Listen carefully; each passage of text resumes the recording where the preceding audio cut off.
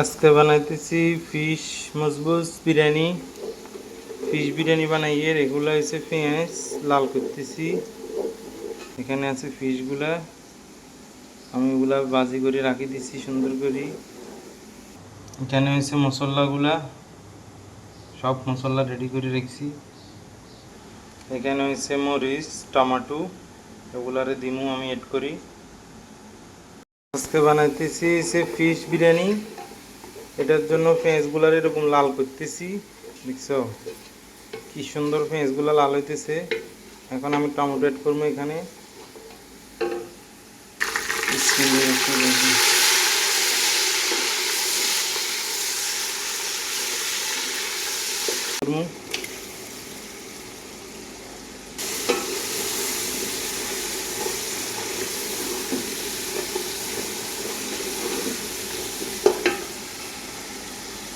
এখন আমি এখানে পানিগুলো অ্যাড করবো। বিসমিল্লাহির রহমানির রহিম।